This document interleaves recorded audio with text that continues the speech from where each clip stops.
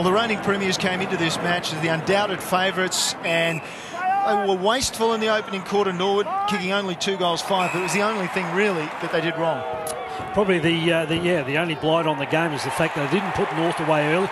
Gave North a bit of a glimmer and a bit of a sniff, and they asked the question of North, are you good enough to come at them? And of course they weren't in the end.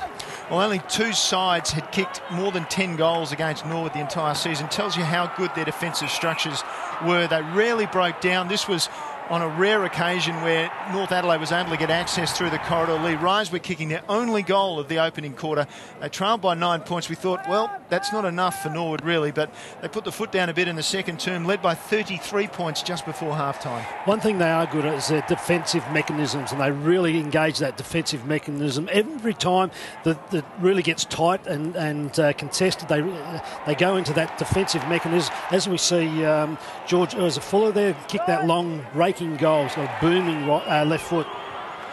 And Nathan Gordon kicking a goal. That was right, well, it was just after the half-time siren. It brought them back within 21 points, North Adelaide. They had a very good third quarter, but again, a little bit wasteful in front of goal. They paid the price. They kicked only 1 goal, 5 in that third quarter. They got it back to 13 points. Their history in the final suggested they could come hard in the last quarter, but it just wasn't to be. Yeah, look, if North had put them away in that third quarter, posted a better score in that third quarter, might have had a different scenario in the last quarter. Norwood never headed at any point in the game, and I think that's what Norwood like. They like to get in front.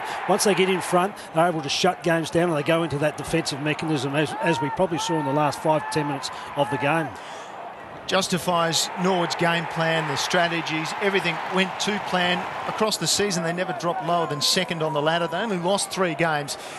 We expected this. They delivered. Ben Warren there, a little bit of a tip to the fans in the last quarter. Yeah, it's just a great way to finish off there his season. A fantastic effort. Nathan Bassett, just super in terms of what he's done with this football club since he's taken the reins.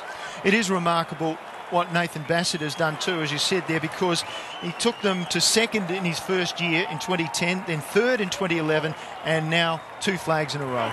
Yeah, just a super effort. He's a real student of the game. He likes to study the game. He understands the game.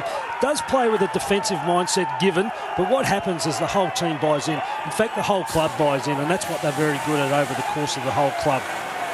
Dominant performance from North Adelaide, Norwood, I should say. They finished the season with 12 games in a row, winning 12 games in a row. They hadn't been beaten since round 11. Justifiably, they take away their 29th premiership flag. Look at that. And the celebrations go long into the night at the parade. So quickly through the quarter by quarters it was Norwood, as I said, by 9 points at quarter time, 21 at half time. It was only 13 the margin at three-quarter time in a low-scoring game. We thought North Adelaide could come back, but it wasn't to be. And Norwood, look at that dominant last quarter. 4 goals, 4 plays, just the 1 behind. The Roosters well beaten on grand final day, and the statistics reflect that.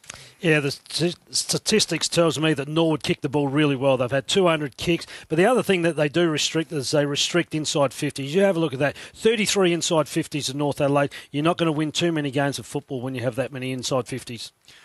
Enormous season for the Norwood Football Club, and their 29th premiership well celebrated and well deserved.